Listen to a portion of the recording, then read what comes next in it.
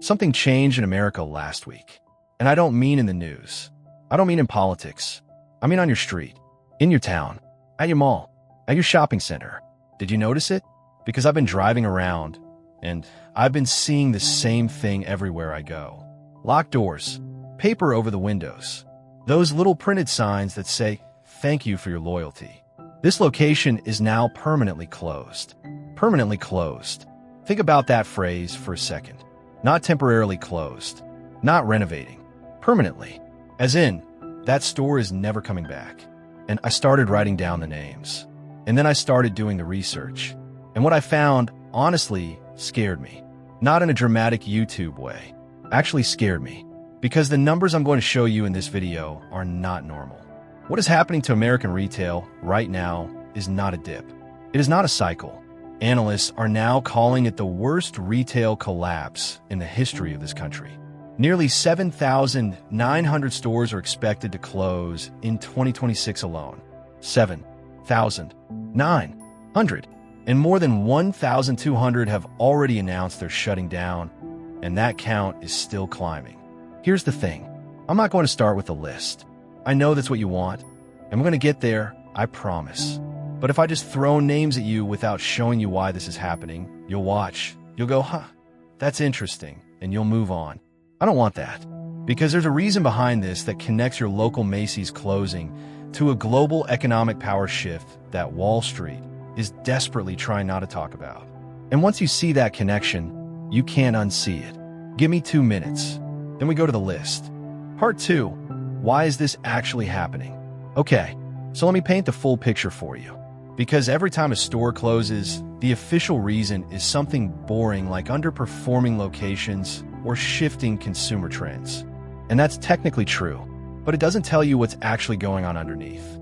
There are 4 forces colliding right now, and when you see all 4 together, you realize this is not an accident. Force 1. Americans are quietly running out of money. Here's something nobody in the media wants to say directly. The average American household is under serious financial stress right now. Inflation didn't just push prices up. It fundamentally changed how people think about spending. When your grocery bill goes up $200 a month and your rent goes up $300 a year and your utilities go up, something has to get cut. And what gets cut first? The mall trip, the weekend shopping run. But let me just pop in here and see what they've got. A financial literacy professor at the University of Tennessee described what's happening as a mass migration. Consumers pulling away from physical stores and moving toward whatever is cheapest and most convenient. That's not a trend. That's a survival behavior. And when people are in survival mode, brick-and-mortar retail is the first casualty. Force 2. E-commerce didn't just grow. It won. Let's be real. Amazon won. Temu is here. Shine is everywhere. And a generation of Americans has now been fully trained, conditioned, really, to never need a store. Think about the last time you had to physically go somewhere to buy something you couldn't find online. For most people under 50, that almost never happens anymore. And here is the number that should terrify every mall owner in America. E-commerce now accounts for over 16% of all U.S. retail sales. That doesn't sound huge, but that 16% is entirely carved out of the share that physical stores used to have. And it's growing every single quarter. Meanwhile, analysts are reporting that AI-driven shopping, where an AI agent just buys things for you, could handle 25% of global e-commerce by 2030. When AI is doing your shopping, you're definitely not driving to a strip mall. Force 3. Tariffs hit retailers like a wrecking ball.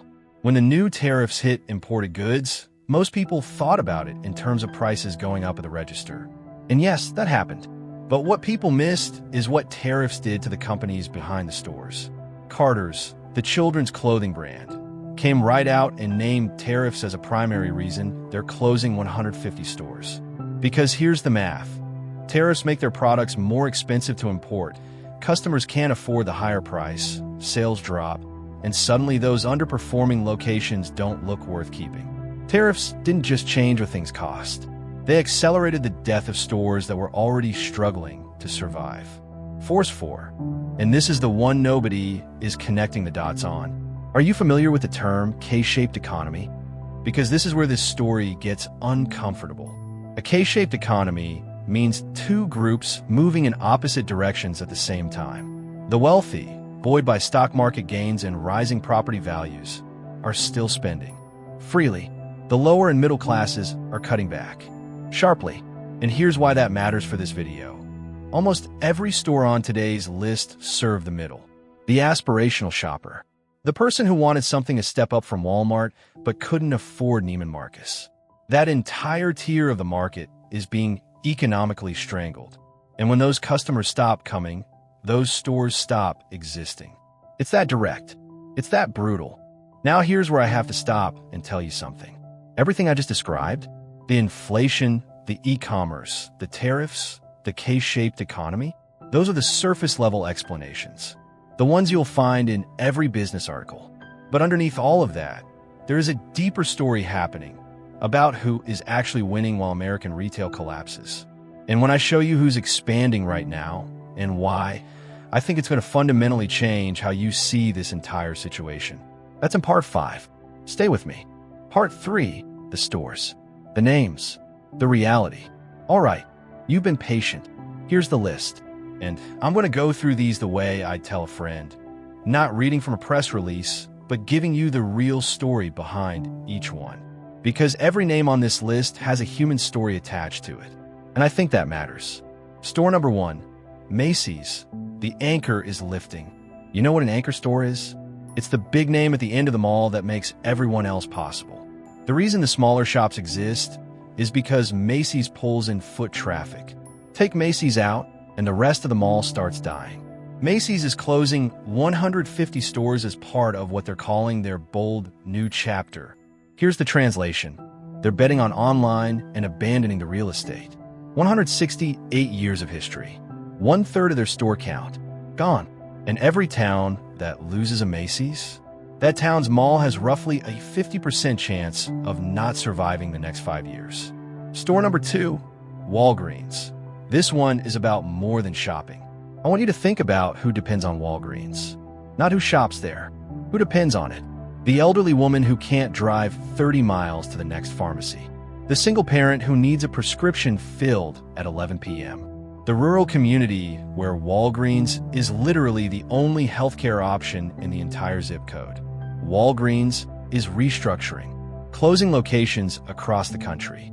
And in community after community, especially rural, especially lower income, the question isn't where do I shop now? The question is where do I get my medication now? This is a retail story on paper. It's a public health emergency in practice. Store number 3, Kroger, even the grocery store. I genuinely paused when I read this one. Kroger, the grocery store, closing approximately 60 locations as part of an 18-month restructuring plan. You hear so much about the retail apocalypse hitting clothing stores and department stores. But groceries? The one thing people can't download? Even that isn't safe anymore. And a significant share of these closures are landing in areas already classified as food deserts, places where fresh, affordable food was already hard to find. Losing Kroger in those communities isn't inconvenient. It is a genuine crisis for the families living there. Store number 4, Francesca's, 400 stores. Every single one. This is the one that stopped me cold. Francesca's, the women's boutique, the one in practically every mall you've ever been to, is not closing some stores. They're shutting down all of their U.S. locations. Every last one. About 400 boutiques. Gone after filing for bankruptcy. I want you to think about what 400 stores means in terms of people, in terms of communities, in terms of the young woman at the register who's been working there for 3 years. All of it erased in a single bankruptcy filing. Store number 5, Saks OFF 5th. Even affordable luxury isn't safe. This one is important because of what it tells us about who's hurting. Saks OFF 5th, the outlet version of the legendary Saks Fifth Avenue, is closing around 57 locations as its parent company goes through Chapter 11 bankruptcy. This wasn't the bargain basement. This was a store for the person who wanted something a little special, a designer piece at a reasonable price. That shopper, that aspiration, that tier of spending, it's evaporating. And the store that served it is closing. Store number 6, Carter's. They sell baby clothes. Read that again. I want you to sit with this for a second. Carter's. Baby clothes. One of the most recession-resistant categories in all of retail because babies keep being born regardless of the economy. And even they're closing roughly 100 stores in 2026, with 150 total over the next 3 years. The company directly blamed tariffs. When a brand that dresses newborns can't make the math work anymore, that tells you something profound about where American families actually are financially right now. Not where the headlines say they are, where they actually are. Store number 7, REI. Loyalty isn't enough anymore. REI is one of the rare retail brands that people actually love. It's a cooperative. Members pay to be part of it. Customers are passionate advocates. And even REI can't keep every location open. Stores in New Jersey, New York, and Boston are closing. The lesson here isn't about REI specifically. It's about what it means when even the brands with the most loyal, engaged customer bases are still pulling back. If loyalty alone can't save a store, what can? Store number 8, Neiman Marcus Last Call. The middle is gone. All remaining Neiman Marcus Last Call outlets are shutting down permanently. And here's why this matters beyond the name. Last Call was the bridge. The place where someone who couldn't afford the real Neiman Marcus could still feel like they got something special. That bridge is gone. What we're being left with is a two-tier retail world. Ultra cheap or ultra premium, and nothing in between. That middle space, the one where most Americans actually lived, it's disappearing. Store number 9, Eddie Bauer, 106 years. Finished. Eddie Bauer has been an American brand since 1920. Over 100 years of jackets, boots, outdoor gear, family road trips. Chapter 11 bankruptcy filed. All U.S. and Canada stores. Roughly 175 locations. Closing. 100 years of brand history that survived 2 world wars, the Great Depression, the 2008 financial crisis, couldn't survive 2026. Think about what that actually means. Store number 10, GameStop, the most symbolic closure of all. Remember 2021?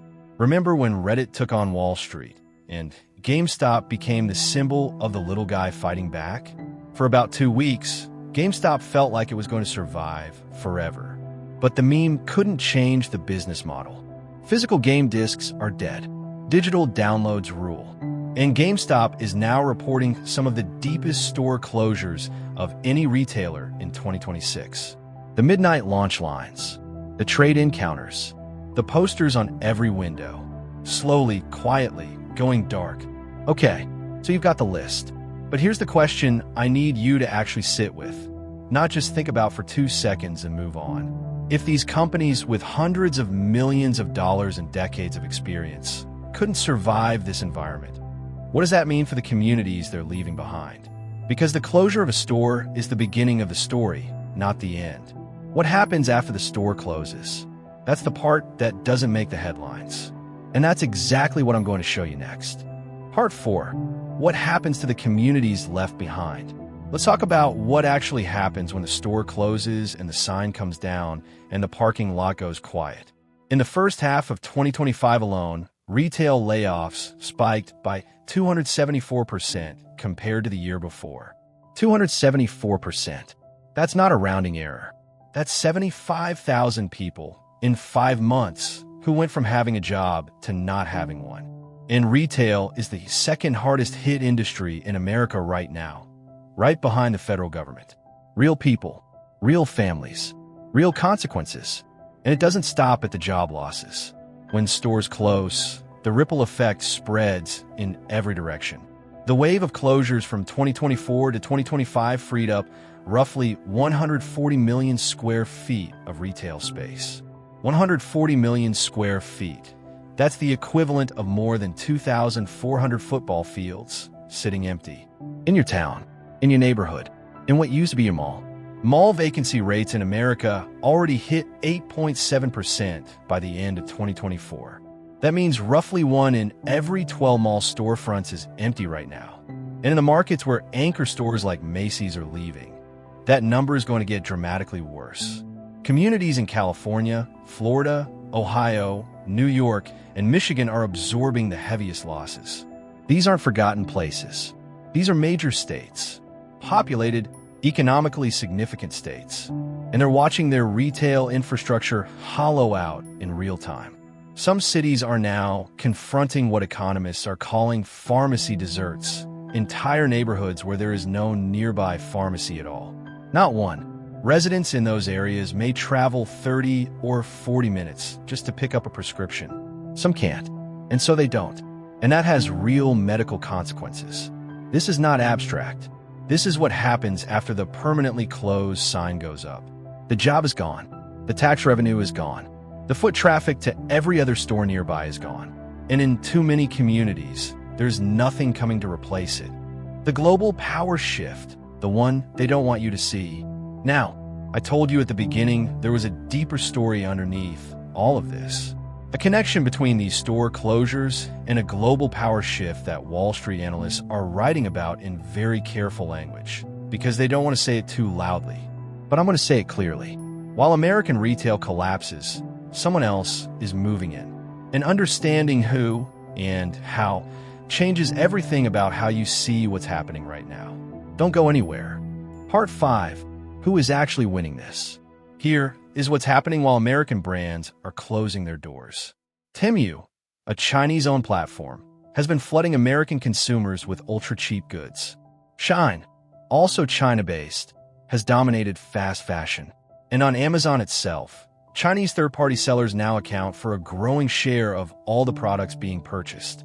In 2026, analysts report that China-based sellers are actively challenging American brands on price and conversion on the very platform American consumers trust most. Think about what that means. American stores are closing. American brands are going bankrupt. And the products filling the void, the ones showing up on your doorstep, are increasingly not made by American companies, not shipped by American companies, and not benefiting American communities. Analysts flag something that most people skipped right over: AI-driven shopping, where an AI agent simply buys things for you, optimizing purely for price, could handle up to 25% of all global e-commerce by 2030.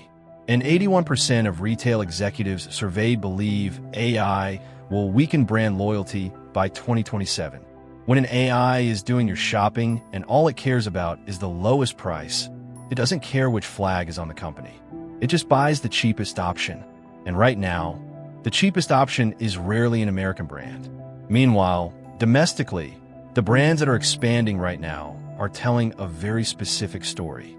Dollar General, Aldi, Tractor Supply, Discount, Bauer minimum, survive on low prices. That's what's growing. On the high end, Dick's Sporting Goods is opening 100,000 square foot immersive locations for affluent Americans who are still spending freely. The cheap survives. The premium survives. Everything in between, the places where the average American actually shopped, is collapsing. And the void is being filled by platforms that are not American, not local, and not putting a single dollar back into your community. So here's where we land. Because I refuse to end this video by just dropping a pile of bad news on you and saying good luck. That's not why I make videos. What I want to give you in the final section is 3 things. What to do practically right now if any of these stores is in your area.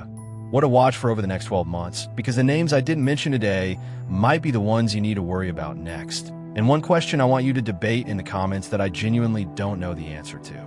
Let's land this. Part 6. What you actually do with all of this. All right, 3 things. Practical, specific, actionable. First, the liquidation angle.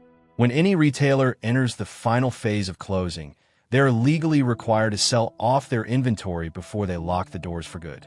The discounts are real. I'm talking 50%, 70%, sometimes 90% off. If you've been eyeing something from Carter's or Francesca's or any other brand closing locations near you, now is the time to check. Not next month. The shelves empty fast, and once they're gone, that's it. Second, watch the dominoes. I gave you 10 names today, but here's the honest truth. Retail analysts are tracking nearly 300 chains that have announced closures so far in 2026. The stores I named are the ones that made the biggest headlines. But there are names on that list that you'd recognize, names that haven't made national news yet. that are quietly closing locations near you right now. Keep an eye on your local shopping center. When one anchor closes, the smaller stores nearby almost always follow within 6 to 18 months. It's not paranoia. It's the math of how retail real estate works. Third, and I say this not to lecture you, but because it's true, be intentional about where your money goes. Every dollar spent on an overseas platform is a dollar that does not pay a salary in your town, does not fund your local tax base, and does not keep the next store from becoming one of these closures. You don't have to shop locally for everything, but knowing the connection exists and choosing deliberately is something nobody is asking Americans to do right now. I am asking. Part 7, the close. I want to end with something that I've been thinking about the entire time I put this video together. Every store on that list started as someone's idea. Someone took a risk, opened a door, hired their first employee. And over years and decades, those stores became part of how communities felt. The mall your parents took you to on weekends. The pharmacy where the person behind the counter knew your name. The boutique where you found your outfit for the most important night of your life. None of those people opened their stores planning to be a casualty of a global economic shift. None of those employees clocked in for the last time knowing it would be their last time. And that's what I think we lose when we talk about this purely as a business story. The numbers are enormous. 7,900 stores this year, 40,000 projected by 2030, 70,000 in a worst-case scenario. But behind every single one of those closures is a human story. A community changed, a job gone, a neighborhood that looks a little more hollowed out than it did before. I don't think the free market is wrong. I don't think online shopping is evil. But I do think we're in the middle of a shift so fast and so large that most people haven't had time to realize what's being lost. And I think that's worth talking about. So here's what I want from you. Drop a comment. Tell me, is there a store that closed in your town on this list or not? That left a real gap? Something your community hasn't recovered from? And then answer me this because I genuinely go back and forth on it myself. Do you believe this retail collapse is the natural, inevitable evolution of how economies work? Or do you believe someone, somewhere, made decisions that didn't have to end this way? There's no wrong answer, but I want to know what you think. Because this conversation matters. And the comment section on this video might be the most honest place it's actually happening right now. If this video changed how you see what's going on in this economy, share it, text it to someone. Because the people in your life deserve to understand this. Subscribe if you're not already. I cover the economic stories that actually affect the life you're living, not the ones that just make good headlines. I'll see you in the next one.